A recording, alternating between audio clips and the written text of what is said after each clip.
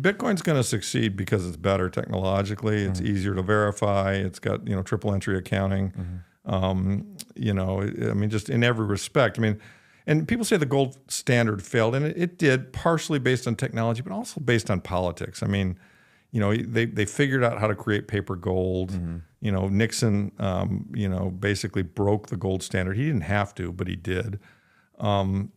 But Bitcoin is a much better version of gold. It doesn't deflect. It doesn't debase.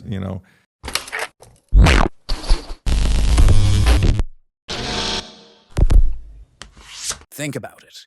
You're waking up in 2035 to find governments struggling to stay afloat, the dollar gone, and Bitcoin, once a fringe asset, now serving as the foundation for the global financial system. Investments and traditional banks have dwindled. Those who made the predictions are now untouchable financial titans, and the world has changed. If this seems improbable, reconsider. Leading financial expert Larry Lepard has issued a warning. What did he say? They are explosive. Big prints grow, Lepard recently wrote on X. In terms of math, we're nearly finished. The return to sound money will occur in the early 2030s. Not a typical expression. For decades, governments have inflated fiat currencies to create worthless monopoly money, which has led to an accumulation of unpayable debt. The system is currently empty. When it fails, the only safe haven will be Bitcoin. Lepard doesn't hold back. He is aware of the skepticism. Boomers call Bitcoin a scam. Traditional investors laugh off its volatility, and gold bugs still cling to their shiny metal. Lepard sees the end coming. Few people are aware of Bitcoin's power, whereas 8 billion people are aware of the value of gold. When the general public realizes it, it will be too late. As we share snippets from his most recent interview, please hit the notification bell, like this video, and subscribe to our channel so you don't miss any important updates. That's right. I mean, I really hope and pray that no internet, the dystopian world doesn't come to pass. I don't think it will. But as I've always said, gold is really useful for bribing the border guards, because I don't think they're going to have a lightning wallet, and understand how what your Bitcoin is worth. I mean, and silver coins. I got a bunch of silver coins, and I think they're very valuable for just everyday exchange, in the sense that a gold coin is extremely valuable. It's hard to do commerce with a gold coin that's $3,000 for an ounce. Right. On the other hand, a silver coin is $30, $40. I mean, that's a tank of gas. That's 3 chickens. That's how many pounds of beef, whatever it is. People know what it is. You know? So in terms of bearer money, silver coins are a great choice, and I think everybody should have some. Yes. In case there's that brief period of time where all the other forms of money aren't working. But I tend to be very optimistic, Robert. I think we're going to go into a much better world. I think we're going to make a transition to Bitcoin without incredible pain. I think there's going to be a one-time shock to people who've stored their wealth in fiat, and that's going to be unpleasant. You got a big bond portfolio. I think you're gonna be shocked. Yeah, sadly, but that is what it is. I think the average if you look at the average person, like take a plumber. They have some savings. They have a mortgage on their house. They do well. They feed themselves. I mean, we go through an enormous monetary thing. Okay, well, their house is going to reprice in the new money. The debt that they had will probably be a lot less valuable. Their savings will probably be a lot less valuable. But if they're young and they know how to fix toilets and do plumbing shit, they're gonna be okay. They're gonna reprice in whatever the new currency is, and people are gonna need that useful skill. Yeah. Do you know what I mean? So it's not. Now, if you're a big wealthy guy and you've got all your money in a bond portfolio, I think you could lose a large piece of your wealth. Right. So Bitcoin's going to succeed because it's better technologically. It's easier to verify. It's got triple entry accounting. Just in every respect.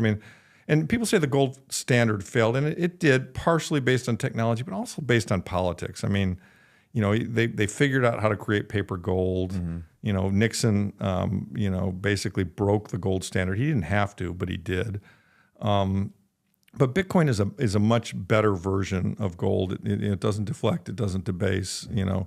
It will become the superior asset to gold, and gold will have jewelry value.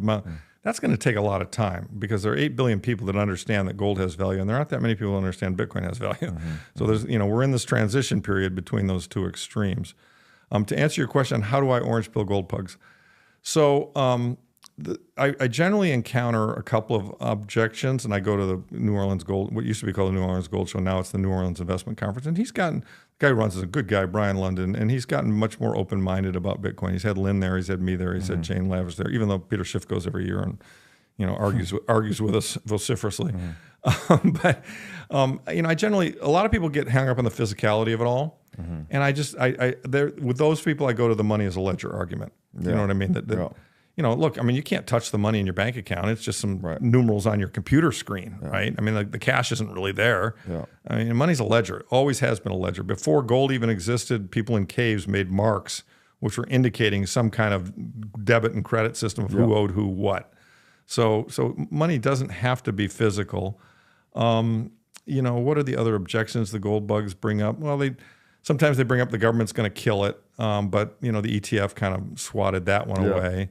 Sometimes they bring up, it's MySpace and Facebook will beat it. As we talked about offline, that's kind of not realistic because of the fact that it took so many years to build up this immutable network, and if anyone tried to do it again, it would be very susceptible to a 51% attack. Fact. You hold something physically. Yeah, the base layer has to be a bearer asset. Yes. By definition. Exactly. Yeah, and gold is a bearer asset, and Bitcoin is a bearer asset. Yeah. And then he goes straight to, where is the Bitcoin? And he goes straight to you can't touch it argument, so it's not a bearer asset. I'm like, you're just mistaking. Yeah, it's a ledger. It's a bearer ledger asset, and it's there, and you've got, you either believe in the ledger or you don't. Now, some people say, well, the technology, and the other argument I've heard more recently is the quantum computing argument. Yeah. And I've dug into that, and I've read as much as I can about it, and I think it certainly constitutes a risk, but I think it's a very far out risk, like decades out. Yeah.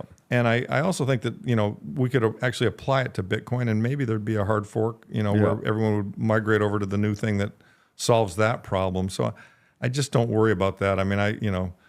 Decades. I don't have super number of decades left, so so I think I'm good. But it's look, there are risks to any choice financially, and everybody knows that. And so, I don't have all my money in Bitcoin. I don't have all my money in gold. I have some of my money in real estate, and I even have a small amount of cash just because I want to be able to take advantage of opportunities. Sure. So. Yeah, it's all probabilistic. Exactly. Imagine for a moment that you had made an investment in Amazon in the year 2000, Apple in the year 1997, or Tesla prior to its meteoric rise.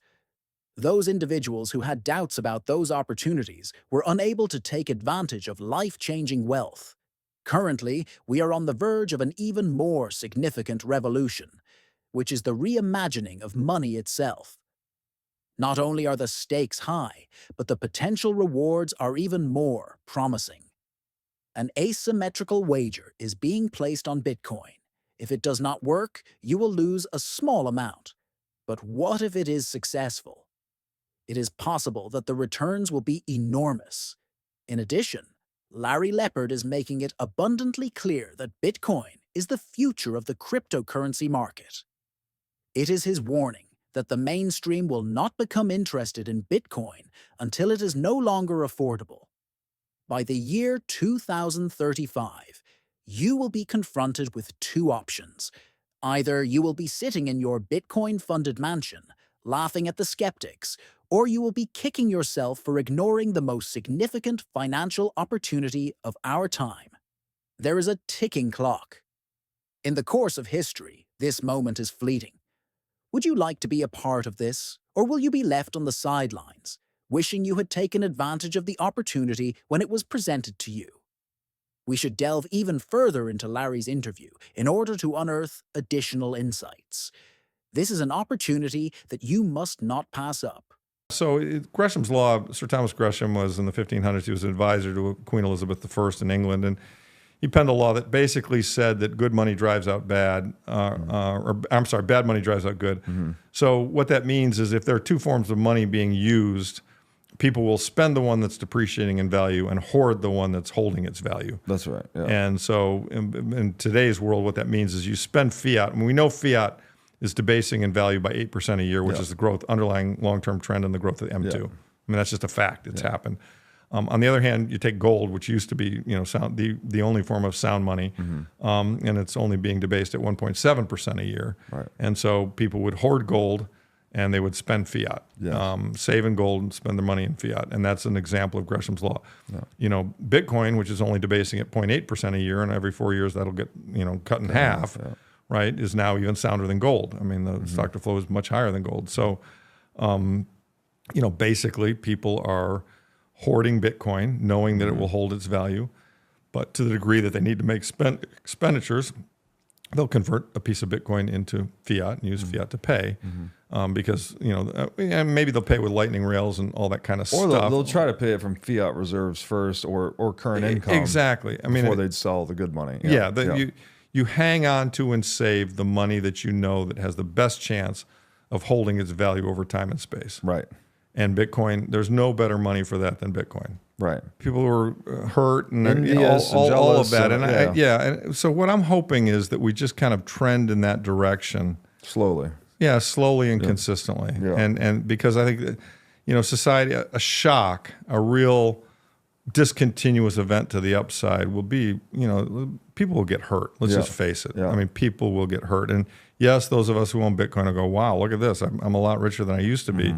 But, all your neighbors will be hurting, the society will be hurting. I mean, there'll be a lot of problems with it. So I think the better way to do it is just to kind of advocate for this and move in that direction. I mean, and even if it happened today, I'm not sure it'd be a really great thing just because, although I'd really like to see the federal government fail.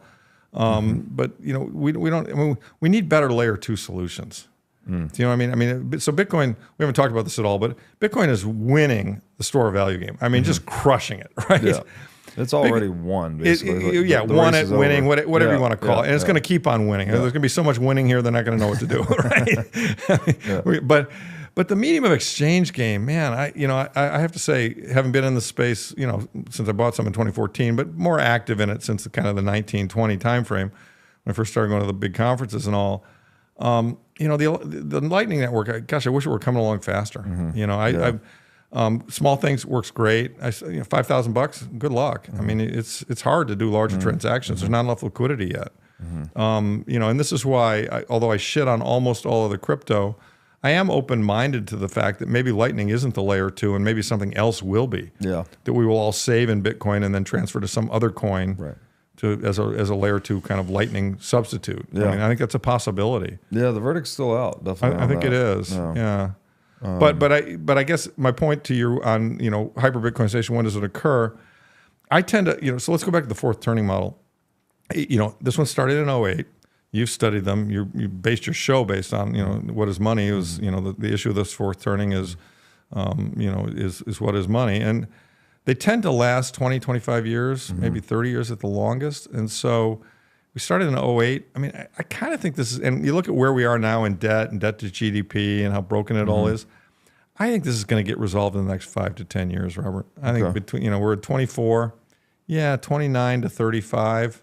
I think we'll have solved the what is money question. I think the world will know, and the new form of money will be, and maybe it's even $1 backed by Bitcoin. I don't know. I mean, there could be, there are a lot of possible outcomes, but there will be a climatic event that will make enough people realize that what we have isn't working and that we need a sound money standard.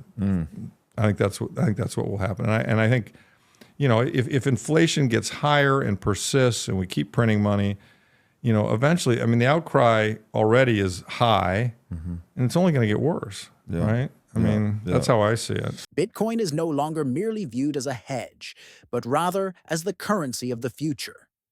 Like gold, many people are concerned about Bitcoin being manipulated, including the astute Larry Lepard. Despite Bitcoin's on-chain analytics and proof of reserves, market manipulation is still possible by powerful players. Hyper-Bitcoinization is the intriguing aspect. Bitcoin might overtake all other currencies in 5 to 10 years. Along with others, Larry Lepard foresees this. According to former BitMEX CEO Arthur Hayes, governments may be compelled to employ Bitcoin-backed currencies in order to maintain stability in the event of a financial crisis.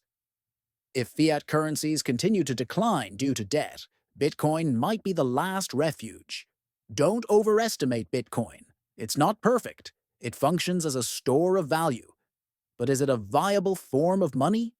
The next frontier.